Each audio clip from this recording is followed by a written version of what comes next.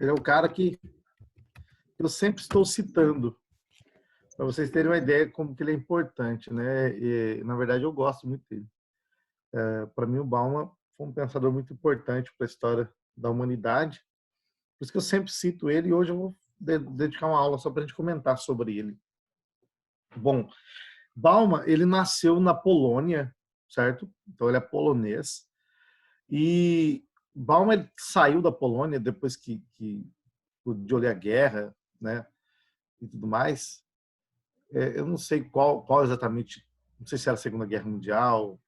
Eu sei que ele sai da Polônia e ele vai para a Europa depois, procurar abrir em outra região. Ele tem um livro que ele fala só sobre isso, é um livro sobre identidade. Ele comenta um pouco sobre a saída dele. E ele vai para outras regiões. A Polônia foi o primeiro lugar que Hitler invadiu, né? Quando Hitler começou a Segunda Guerra, né? Ótimo, obrigado. Perfeito. Quando Hitler começou a conquistar, foi o primeiro lugar que ele invadiu. Então, o Bauman, ele saiu de lá, porque o Bauman tem descendência judaica, né? Então, para ele, não era seguro. Na verdade, na Polônia, a grande maioria dos que ali moravam tinham descendência judaica, certo? A maioria eram judeus não praticantes, mas tinham descendência judaica. O Bauman, ele é famoso pelo seguinte, por causa de um termo que nós usamos, ouvimos muito, né, que é o termo modernidade líquida, homem líquido, amor líquido, identidade líquida, ou seja, essa ideia do líquido. Ele que colocou esse termo, ele que foi o responsável. Então, ele, na verdade, nos seus primeiros, alguns escritos, você encontra a expressão pós-modernidade.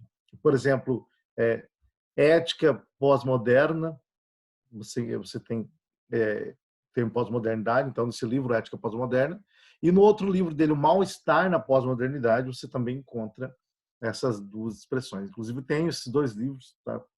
Em algum lugar por aqui, onde ele usa a expressão pós-modernidade. Só que depois, com o passar do tempo, Bauman ele não quis mais usar a expressão pós-modernidade, porque ele achou que a expressão não era tão adequada para descrever esse momento. Porque pós-modernidade, na verdade, não descreve nada. Pós-modernidade não descreve nada. Pós-modernidade é aquilo que vem depois da modernidade, mas não diz nada sobre esse período, entende? Então, ele achou que não era um termo mais conveniente para ser usado. Então, o termo que Bauman começa a usar, então, é modernidade líquida. Ele faz uma distinção entre modernidade sólida e modernidade líquida. A modernidade sólida é aquele período que a gente chama de modernidade mesmo, certo? E a modernidade líquida seria aquilo que chamamos de pós-modernidade. Podemos dizer que a modernidade sólida ou concreta, ela vai até o século XX por aí, certo? 1900 e pouco, modernidade sólida. A líquida já começa mais perto do século XXI, final do século XX e início do século XXI. Aí a modernidade líquida. E qual seria a diferença dessas duas coisas? É simples. A modernidade líquida, ou sólida, melhor dizendo, é coisa sólida, sabe? Coisa que tem concretude. Então, existia um estilo de vida na modernidade sólida que era um estilo de vida rígido, concreto. As pessoas não tinham o costume de mudar com facilidade. Geralmente, os estamentos sociais eram rígidos, petrificados. Então, os valores também eram bem estabelecidos. A religião tinha um lugar, a moral. Ou seja, você tem uma série de configuração social que, de alguma maneira, funciona. Então, pensa só.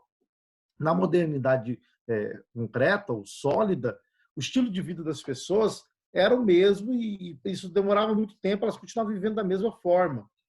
Porque as pessoas não mudavam com facilidade. Pega, por exemplo, vai num lugar, um sítio, por exemplo, onde as pessoas têm um estilo de vida bem agrário, bem rural. Você vai perceber que elas são pessoas que têm dificuldade com mudanças, certo? Enquanto que nós, da cidade, já não temos dificuldade. Nós que já moramos na cidade não temos dificuldade. E quem mora em uma cidade maior ainda, em uma metrópole, esse que, de fato, não tem dificuldade nenhuma mesmo. Então, ou seja, por quê? Porque as pessoas do campo ainda, os que estão vivendo aquela vida mais rural, eles ainda não foram alvos dessa modernidade líquida, certo?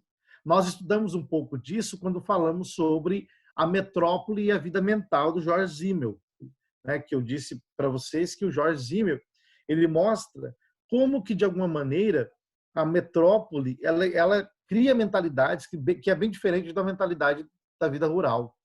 Então, a vida urbana, né, o processo de urbanização, da formação das grandes cidades, dos grandes centros, também afeta a formação de mentalidades.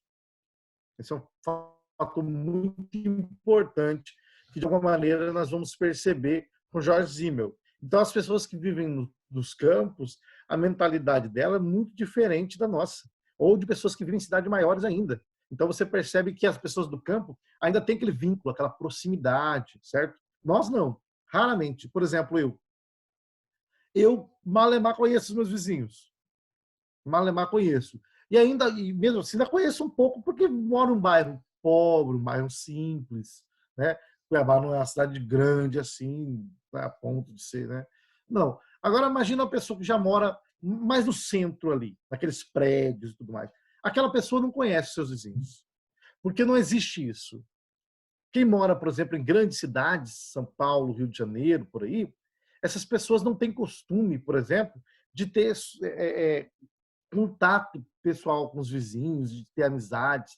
O que nós temos nas grandes cidades é um distanciamento das pessoas, certo? Estamos distanciados uns dos outros. Isso já é consequência de uma modernidade líquida, inclusive, em que as relações sociais, afetivas, de amizade, por exemplo, foram diluídas. A ideia de modernidade líquida é justamente essa, de que a modernidade ela é líquida porque ela é igual à água, sabe? Que você tenta segurar, mas vaza por entre os dedos.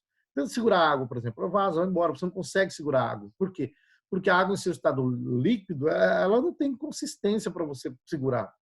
Agora pega um cubo de gelo, gelo sim, porque gelo é algo mais concreto, é sólido. Mas a água não dá para segurar. A água ela vaza por entre os dedos. Palma vai mostrar que a modernidade que vivemos hoje é uma modernidade líquida. Ou seja, é inconstante, é fluida, é marcada pela imprevisibilidade. Essa modernidade está sempre em movimento, essa modernidade líquida, como a água, está sempre em movimento. Não pode ser contida. E a modernidade líquida ela influencia diversas áreas, como a arte, a cultura, o amor, o trabalho, a família.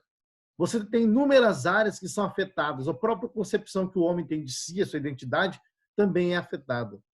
Então, tem alguns livros aqui, ó. Esse livro aqui é o Amor Líquido. Nesse livro aqui, Zygmunt Bauman vai mostrar como que na modernidade líquida, o que nós chamamos de amor também se tornou algo líquido. Por quê? Ele diz que as relações que nós temos hoje são relações de bolso. Os relacionamentos são relacionamentos de bolso. Aquele tipo de relacionamento, sabe? O relógio de bolso, você ou tira, olha as horas, não quer mais, coloca no bolso, guarda. Quando você precisa, você tira e vê. O relacionamento na modernidade líquida, o amor na modernidade líquida, é assim. É como um relacionamento de bolso. Algo que você usa quando quer, quando sente vontade. Quando não quer mais, você guarda. E aí tudo bem. Pronto. Você não precisa mais. Ou seja, é um relacionamento descartável. O Zygmunt Bauman ele vai dizer que, na verdade, a própria ideia de amor foi mudada. Por quê? Porque geralmente o que se falava por amor, o que se entendia por amor, é algo diferente do que se entende por amor hoje. As pessoas, por exemplo, dizem: vamos fazer amor. E aí, ou seja, o amor é sinônimo de sexo em algumas situações. E aí, a pessoa encontra alguém em uma festa, nunca viu na vida, e aí eles fazem amor. E aí cada um vai para sua casa depois e nunca mais se vê. Ou seja, isso é fazer amor. Então, para muitas pessoas, o conceito de amor foi banalizado. Na modernidade líquida, o amor foi descaracterizado, ele perdeu a sua aura de santidade, por assim dizer. E se tornou algo normal, comum, a ponto de não significar quase que nada. A ponto de, num primeiro encontro, você dizer que você fez amor e foi embora e nunca mais viu a pessoa. Então, amor se tornou isso. algo tão imprevisível, tão simples, tão insignificante, que nem é digno de ser considerado como algo que dure de fato. Na modernidade líquida, os relacionamentos foram afetados por isso, foram afetados por essa lógica. Você se lembra quando nós estudamos George Simmel? Vou citar o Simmel de novo aqui, porque ele de fato é muito importante. O George Simmel, ele tem 2 livros que eu vou citar agora. Na verdade, tem muitos, mas 2 que eu vou citar agora. Filosofia do Dinheiro e Filosofia do Amor. Nós já citamos A Metrópole e a Vida Mental. Mas ele tem a Filosofia do Dinheiro e Filosofia do Amor. No livro A Filosofia do Dinheiro, ele vai mostrar como que o dinheiro se tornou um deus para esta sociedade. Como que o dinheiro, de alguma maneira, ele influencia todas as relações. Ele vai dizer que a lógica do mercado, a lógica da compra, da venda, da utilidade, invadiu as relações sociais, de maneira que nós nos relacionamos uns com os outros, sempre esperando algo em troca. Sempre esperando algo para receber. Tem um livro interessante, né, que é O Ensaio sobre a Dádiva, de Marcel Mauss. Eu não sei se, talvez na antropologia, eu dei isso com os meus alunos, não sei se vocês chegaram a estudar. Marcel Mauss era sobrinho de Emile Durkheim, e no Ensaio da Dádiva, ele fala que existem 3 leis da dádiva, que é dar, receber e retribuir. Dar, receber, retribuir. Ele fala que essa lógica, ela influencia toda a nossa existência. É como a ideia do Simmel ali. Veja só, o que seria isso? Por que essa lei da dádiva influencia as nossas relações sociais? Simples. Porque eu dou algo para você. Só um minutinho, peraí. Ah, tá, meu cachorro fazendo barulho aqui. Eu dou algo para você, por exemplo, sei lá, te dou alguma coisa, um objeto, te dou, você recebe, eu, logicamente, espero uma retribuição, não física. Certo? Eu não espero que você me dê alguma coisa física, um objeto, mas eu espero algo em troca. Nem que seja um gesto, sei lá, alguma palavra, um obrigado. Então, pensa só, isso move toda a nossa vida. Eu chego, abro a porta para uma pessoa passar na sala. Aquela pessoa passa. Eu dei, ela recebeu, agora eu espero retribuição, ainda que inconscientemente. Eu não faço isso porque eu faço assim, vou abrir a porta para ela me dar alguma coisa em troca. Não, não é assim. Eu abro a porta para ela, então eu dei, ela recebeu, ela passou, certo? Agora, inconscientemente, eu espero algo em troca. Porque eu abri a porta para a pessoa, ela passa, e aí, de repente, eu vou dar bom dia para ela um outro dia, e ela me trata mal. Fala, nossa, mas que pessoa ignorante, que é isso? Abrir a porta para ela, sabe? Ou seja, é a lógica da troca, da retribuição. A gente sempre espera algo em troca. Por mais simples que seja, cai a caneta do colega do lado, você pega e dá para o colega. Você deu a caneta, você deu, ele recebeu. Agora você espera algo em troca. Como que, nem que seja um gesto, um obrigado, um sorriso, qualquer coisa. O ser humano é movido por essa lógica. Quando você fala para alguém, por exemplo, inclusive, né, o que você ama. Imagina só, eu te amo. Você deu, ela recebeu, você espera algo em troca. Se ela fala bem assim, ah, obrigado. Nossa, não é, não tá certo, não é isso aí. Não é isso que você quer ouvir. Você quer ouvir que ela fala, eu também te amo. Então, a lógica da troca, Marshall Mauss vai dizer que a nossa vida, ela toda é movida por esse interesse, jogo de interesse. Tudo que fazemos é ligado a essa ideia de dar, receber, retribuir. Ele fala que são as 3 leis da dádiva. Dádiva de presente, de dar, né? São as 3 leis da dádiva. Nós vivemos marcados por essa lógica, inclusive. E a gente, se examinar todas as nossas ações, nós vamos perceber isso. O problema é que George Simmel vai mostrar que hoje nós estamos movidos mais pela ideia de querer receber algo em troca, mas que seja material. É a lógica do mercado, do dinheiro. Isso, essa lógica da filosofia do dinheiro vai mostrar que invadiu os relacionamentos. É a ideia do Bauman no Amor Líquido. Imagina só, o celular dá um problema. O celular dá um problema, é muito mais fácil eu comprar outro celular do que mandar arrumar, porque o celular manda arrumar, às vezes dá mais problema ainda, fica mais caro. A lógica hoje, lógica do capitalismo, é a lógica do descarte. Ou seja, tudo que perdeu seu prazo de validade, você descarta, você joga fora. As coisas não são feitas para durar. Cada produto ele tem um prazo de validade. As coisas são feitas para acabar logo. Então elas são efêmeras, passageiras. Tudo é feito com prazo de validade. Dura pouco. Os relacionamentos na era do amor líquido são assim também. São relacionamentos que duram pouco, que não são feitos para durar, que não possuem consistência, que não conseguem lidar com a diversidade, com os desafios, com as dificuldades. São relacionamentos que é mais fácil você descartar e arrumar outro do que tentar ajeitar isso aqui. Sabe? Deu um problema no relacionamento? Não, para que tentar lutar? Para que tentar consertar? Descarta, arruma outro. É muito melhor. Então, hoje em dia, o amor líquido ele invade todas as áreas. A cultura é assim também. A arte é assim também.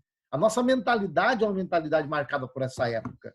Então, Bauman ele vai mostrar como que, de alguma maneira, hoje nós temos dificuldades para lidar com coisas que são feitas para durar. Por quê? Porque a lógica do nosso tempo é a lógica do passageiro, do efêmero.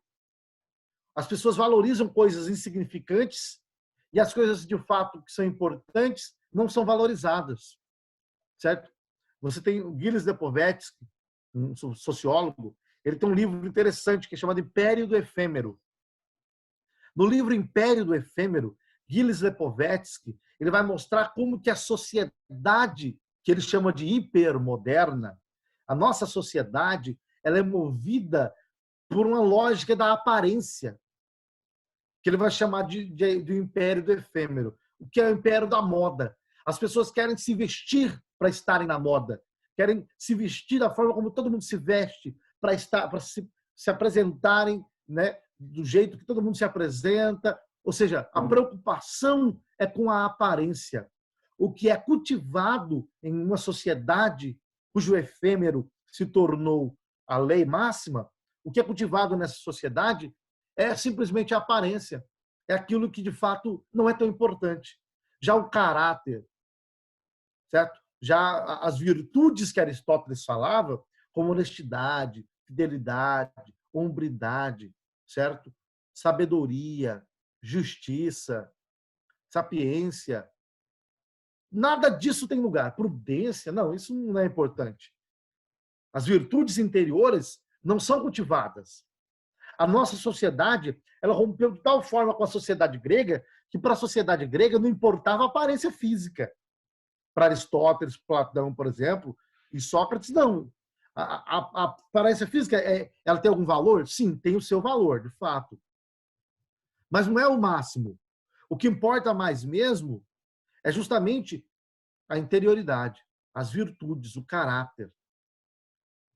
Certo? O caráter, aquilo que nós deixamos. Inclusive, a ideia de caráter vem de marca, de ferrar alguma coisa, deixar uma marca.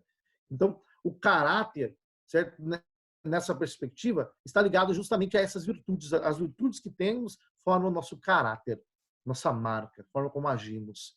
Mas a sociedade hoje, que é movida pela lógica do efêmero, é uma sociedade movida pela aparência. As pessoas querem o quê? Estarem bem. Então você tem uma preocupação, por exemplo, por que o número de academias cresceu exponencialmente? Muitas pessoas vão por causa da saúde, isso é muito bom. Ir por causa da saúde é ótimo. Só que das pessoas que vão na academia, eu posso dizer sem medo de errar, 80% das pessoas que lá estão não estão preocupadas com saúde, estão preocupadas meramente com a estética. Porque querem ter um corpo apresentável para que as outras pessoas olhem e se admirem com o seu corpo. Para que numa festa ele consiga ter mais resultado em conseguir um parceiro, uma parceira. Então, a preocupação com o efêmero em nossa sociedade se tornou prioridade. Valorizamos coisas insignificantes, coisas que não contribuem em nada para o futuro da sociedade, e as coisas importantes, de fato, foram relegadas ao acaso, ou casos, foram esquecidas. Uma sociedade líquida é uma sociedade cujos valores não têm mais consistência. É uma sociedade cujos valores e princípios morais se tornaram fluidos. Você tem hoje corrupção em todos os lugares da sociedade, certo? Em todos os lugares você encontra corrupção. Por quê? Porque o homem é um homem líquido. É um homem que não se importa com deveres morais. Vivemos a era do pós-dever. Inclusive, o Gilles Lipovetsky, de novo, né? Então, ele, o Gilles Lipovetsky tem um livro chamado Crepúsculo do Dever. No livro Crepúsculo do Dever, ele vai mostrar como que nós nos tornamos uma geração que temos dificuldades com ordens, com cumprir normas, com seguir padrões. Por quê? Porque a água, ela não tem forma. Então nós somos assim, não temos forma também, não queremos seguir padrão nenhum. A água, ela se amolda ao ambiente a qual ela está inserida. Se você colocar água num recipiente redondo, ela toma forma. Se você colocar água num recipiente quadrado, ela toma forma. A sociedade que nós vivemos é uma sociedade inconstante e que esse ser humano, no caso nós, nos adaptamos aos diversos ambientes tranquilamente, sem nenhuma dificuldade. Aderimos às normas dos diversos lugares sem dificuldade nenhuma. Por quê? Porque nós não temos mais forma, nós não temos mais um padrão. Os nossos princípios, valores se tornaram fluidos. Então a gente chega num ambiente, a gente segue a ideia daquele ambiente. Chega no outro, seguimos a ideia do outro ambiente sem dificuldade nenhuma. Ou seja, nós não somos mais aquele grupo de pessoas que olhamos e, nossa, talvez aquilo ali não me agrada muito. Nós que talvez somos um pouco mais velhos ainda, né, talvez tenhamos a dificuldade de aceitar muitas coisas dessas. Por quê? Porque a nossa mentalidade ainda tem um pouco daquela modernidade concreta por causa dos nossos pais, certo? Mas a geração que está vindo aí, não, você não encontra nada disso neles. A geração que está vindo aí é uma geração que não se preocupa para nada disso mais. Então você não consegue enxergar nada disso neles. Michael Maffezoli, ele diz que a era que vivemos é a era do tribalismo. Tribalismo pós-moderno, ou seja, temos tribos, grupos. Cada grupo tem sua lógica, sua maneira de funcionar. E a gente se insere em cada grupo e funciona bem em cada um deles. Você percebe isso muito com adolescentes, por exemplo. Adolescentes hoje funcionam muito dessa maneira. O que está acontecendo, então? O que está acontecendo é que a modernidade que nós vivemos, essa modernidade que Bauman chama de líquida, é uma modernidade cujos não se importam com as coisas que são importantes para o futuro da sociedade. Temos um outro livro aqui, que eu até tratei com vocês já, Modernidade e Holocausto. Modernidade e Holocausto. Nesse livro aqui, nós estudamos um pouco ele, nós estudamos sobre Hannah Arendt. Esse livro aqui é muito importante também, um livro excepcional, difícil de ler, né? Todos os livros do Bauman não são fáceis de ler, na verdade. Os livros são livros que exigem uma concentração maior. Nesse livro aqui ele vai discutir sobre o fenômeno do Holocausto. Por que o Holocausto foi um fenômeno que se deu na modernidade? O Bauman, inclusive, diz que o Holocausto só foi possível por causa da modernidade. O que tinha na modernidade, então, que tornou o Holocausto possível? É o que o Bauman vai discorrer aqui. Ele vai mostrar, por exemplo, as características da modernidade. Temos outro aqui, cegueira moral, que eu também já citei para vocês algumas vezes, certo? Esse livro aqui, ele vai mostrar como que na nossa sociedade, nessa sociedade líquida, como que as pessoas, para as questões morais, se tornaram cegas. Por quê? Porque as questões morais para nós se tornaram insignificantes, indiferentes. Então ele mostra de forma muito clara nesse livro aqui, por exemplo, como que o mal foi naturalizado em nossa época. Como que o mal foi naturalizado? O mal foi naturalizado por quê? Porque a gente não se assusta mais com o mal. A gente não se espanta mais com a violência, por exemplo. É tão normal, está acontecendo com tanta frequência, que a gente não se assusta mais. A gente perdeu a capacidade de se indignar. Isso é consequência da modernidade líquida, que tirou de nós a capacidade de se indignar diante da violência e do mal. Então, hoje em dia, você tem uma pessoa matando a outra aqui, ou batendo na outra, e você tem um grupo de pessoas filmando, se divertindo. Porque o que importa hoje é a espetacularização do mal. Ou seja, é expor o mal para as outras pessoas assistirem. É postar nas minhas redes sociais para conseguir muitos amigos e ter muitas curtidas. Então a gente já não se importa mais com o ser humano, de alguma maneira. A modernidade líquida, ela nos afastou, estamos afastados uns dos outros. E quando nos encontramos, a lógica que move os relacionamentos, os encontros, é a lógica do superficial. Os relacionamentos são superficiais, só estão na superfície, na planície, sabe? Não tem profundidade, não tem enraizamento. E é por isso que os relacionamentos hoje, tanto de amizades quanto de relacionamentos conjugais mesmo, eles não duram muito tempo, porque não tem raiz, está na superfície. Então imagina só, uma árvore muito bonita, mas se ela não tem raiz profunda, quando o vento vem, ela vai ser derrubada. Por quê? Porque o que sustenta uma árvore não é o seu tamanho para fora, mas quanto ela tem de raiz dentro, escondida. Então, em um relacionamento, hoje, as pessoas estão preocupadas com aquilo que os outros estão vendo. Então, pensa só, os relacionamentos são movidos pelo quê? Por posts no Facebook e Instagram, por fotos, certo? Então, é como uma árvore que você olha e vê o tamanho dela gigante, aquela coisa maravilhosa, mas não tem raiz. O vento derruba com facilidade. Então, as relações sociais hoje são relações superficiais, que não possuem enraizamento. Logo, são relações vulneráveis. São relações líquidas. Isso está em todos os lugares. É por isso que você percebe que a violência cresce exponencialmente. Por quê? Porque perdemos aquela ideia de valorizar o outro porque é um ser humano, uma pessoa que deve ser valorizada. Não. Hoje em dia, o que importa para as pessoas é o bem-estar individual. Certo? Pois é. Justamente, a metáfora do fruto aí é algo importante, né? Porque não tem fruto. Essa é a grande questão. Né? Não gera frutos. É como aquela árvore, sabe, usando uma ideia aí dos evangelhos. Jesus chega a uma figueira e vê que não tinha fruto, mas tinha muitas folhas. E aí ele amaldiçoa aquela figueira. Por quê? Porque era uma figueira que tinha muitas folhas, mas não tinha fruto. E era um símbolo de Israel aquela figueira. Porque Israel é uma nação que não dava frutos. Então, hoje em dia, os relacionamentos são assim também.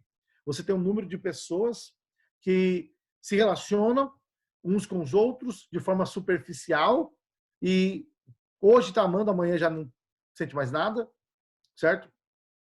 O índice, inclusive, então essa sociedade é marcada por aquilo que o próprio Bauman vai chamar de um mal-estar na pós-modernidade, pegando a ideia do Freud, né? O mal-estar na civilização. Essa sociedade é marcada pelo mal-estar, pela angústia, pelo sentimento sabe, de insatisfação. Por quê? Porque nada satisfaz ela, porque ela não tem tempo para cultivar nada. Relacionamentos são cultiváveis. Nós precisamos cultivar. Amizade tem que ser cultivada. Relacionamento social tem que ser cultivado. Não há mais o cultivo. Perdemos a ideia do cultivo e agora estamos vivendo na era dos fast foods. Né? Compramos miojo, colocamos ali, 2, 3 minutos, comemos, pronto, acabou. E ninguém se preocupa mais, ninguém tem tempo. Inclusive, o Bauman vai dizer que uma das coisas que foi afetada com a modernidade líquida é a própria concepção de tempo. Não temos tempo.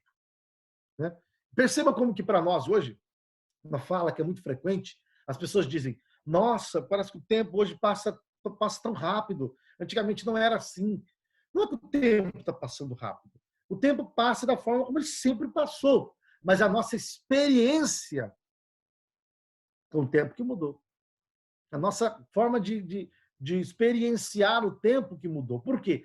Porque estamos imergidos em tanta coisa que a nossa vida se tornou uma loucura. Então, a nossa sociedade é a sociedade do consumo. Nós vivemos uma sociedade chamada de pós-industrial, uma sociedade do consumo. Uma sociedade em que as pessoas consomem compulsivamente para poder dar sentido à existência. Então, o consumo se tornou uma espécie de religião para nós, uma espécie de divindade para nós. Nós consumimos compulsoriamente porque isso dá sentido à nossa existência. Nós precisamos consumir. Lembra a ideia do império do efêmero? Então, a gente tem que estar consumindo sempre, trocando de carro, trocando de celular, trocando de tênis, trocando de sapato, trocando de roupa, trocando de bolsa, sempre com uma coisa nova para mostrar mostrar que nós estamos na moda, para mostrar que nós somos descolados, que nós acompanhamos o fluxo. A atriz lança um perfume e você tem que comprar, porque o perfume a mentalidade dessas pessoas é uma mentalidade tão superficial, que só se satisfaz quando consegue comprar alguma coisa. Mas logo vai se frustrar porque aquilo que comprou não tem poder de satisfazer por muito tempo. A mercadoria, que Karl Marx já dizia que é uma mercadoria que assume um caráter de divindade, essa mercadoria satisfaz por muito pouco tempo. Muito pouco tempo. Não tem capacidade de satisfazer por muito tempo. Então você vai ser uma pessoa insatisfeita, uma pessoa marcada pela angústia, pelo sentimento de vazio, de falta, que sempre compra mais para suprir isso aí, mas nunca vai conseguir. Por quê? Nós somos seres gregários. Aristóteles dizia que o homem é um animal político, ou seja, um animal social. Somos feitos para viver em sociedade. Nós precisamos relacionar uns com os outros para poder nos realizar. Nós não nos formamos sozinhos. Lembra quando nós estudamos George Mead? George Mead ele dizia que é no processo de inter-relação, na intersubjetividade, no relacionamento com o outro, na interação com o outro, que eu constituo a minha própria identidade, o meu próprio eu. Aquilo que George Mead chamava de interacionismo simbólico. Na interação com o outro, que eu vou sendo inserido no mundo simbólico. E quanto mais eu vou sendo inserido no mundo simbólico, mais eu vou constituindo a minha subjetividade, o meu eu, mas a partir do outro, do contato com o outro. Algo que o próprio Lacan já falava. Mas como o relacionamento com o outro se tornou superficial hoje, porque as relações são líquidas, então pergunto, diz eu.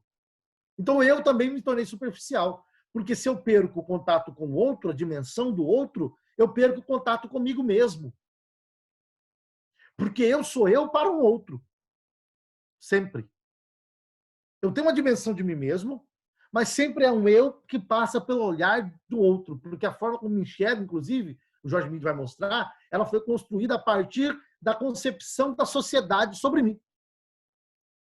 Então, a forma como a sociedade me enxerga influencia a forma como eu me enxergo. E aí a minha subjetividade vai sendo entretecida a partir desse relacionamento com o outro. Com a mãe, com o pai, com o irmão, com o coleguinha na escola, e assim vai embora. Então, é importantíssimos relacionamentos intersubjetivos para a formação da nossa subjetividade, para a formação da nossa identidade, do nosso eu. Mas quando nós perdemos essa lógica dos relacionamentos que são profundos, nós ficamos, então, nos tornamos seres superficiais também. Pessoas superficiais. Inclusive, Emmanuel Levinas, ele diz o seguinte, ele diz que eu contemplo na face do outro, no rosto do outro, sabe, o rosto do outro é importante para mim, porque o rosto do outro dá a ideia da alteridade, da ideia da outridade. Eu consigo enxergar o rosto do outro como alguém diferente de mim, mas ao mesmo tempo igual, sabe? Alguém que, de alguma maneira, não sou eu, mas que, ao mesmo tempo, também Levinas vai dizer que a Segunda Guerra Mundial só pôde acontecer porque apagamos o rosto do outro. Eu já até comentei com vocês em sala sobre isso, sobre a dimensão do rosto. O rosto é uma dimensão importantíssima. Não o rosto em si, mas a questão do rosto simbólico, sabe? O rosto do outro é onde nós enxergamos o ser do outro, sabe? Onde a pessoa se manifesta em seu rosto. Por isso que é difícil matar alguém olhando no seu rosto. É muito mais fácil quando você mata por trás, não olhando no rosto. Porque quando você olha no rosto, você tem um contato com a pessoa e aquilo causa em você, sabe? Então, o rosto do outro sempre evoca em nós sentimentos. Mas quando nós apagamos o rosto do outro, tornamos o rosto do outro insignificante para nós, então, essa pessoa deixou de existir. Tem um livro, inclusive, do Roger Scruton, que é o rosto, a face de Deus, o rosto de Deus, a face de Deus, não lembro a tradução. Tenho ele, inclusive, aqui. Vou pegar aqui para vocês. Espera aí, só um minutinho.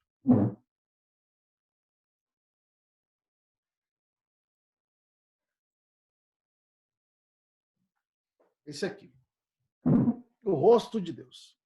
Um livro muito legal. É lançado pela editora R Realizações. Onde ele mostra como que o rosto é importante, como que o rosto, de fato, tem significados, né? Você vê, por exemplo, quando você olha para o rosto de uma pessoa triste, sofrendo, aquilo evoca em você sentimentos e emoções para o rosto do outro. Então, o rosto da pessoa é importantíssimo. É com ela, com o rosto que nós dialogamos com o ser do outro.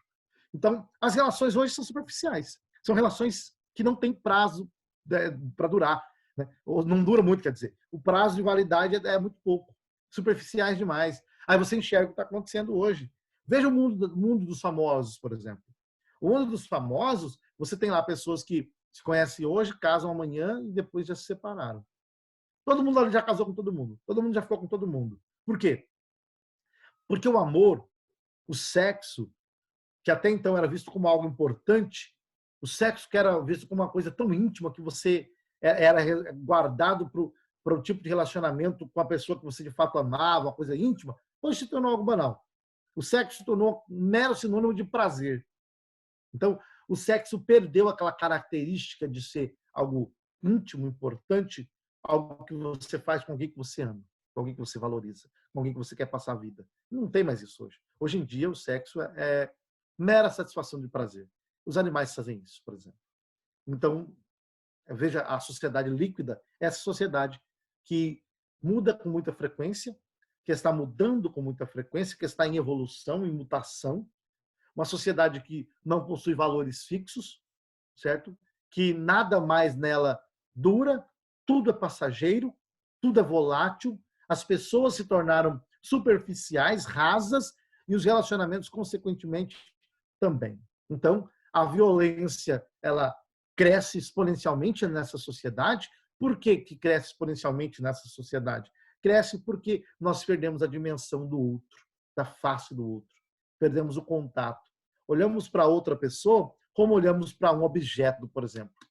Entende? Olhamos para o outro como olhamos para uma coisa. E aí, objetificamos o outro e fazemos do outro um mero objeto que podemos usar por um momento e depois descartar.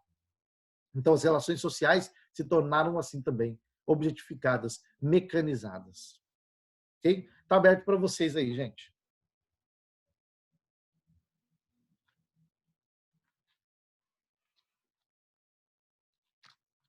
Se alguém tiver alguma questão, alguma colocação, alguma dúvida, pode manifestar-se. Professor, da minha parte tá ok, tranquilo.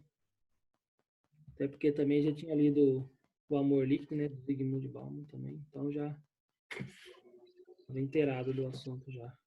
Ótimo, perfeito. Mais alguém? Alguém tá tranquilo para vocês? Alguém tem alguma dúvida? Não, senhor, tá tranquilo. Foi muito boa a explanação. E essas apostilas também que você tem mandado ajuda bastante, né?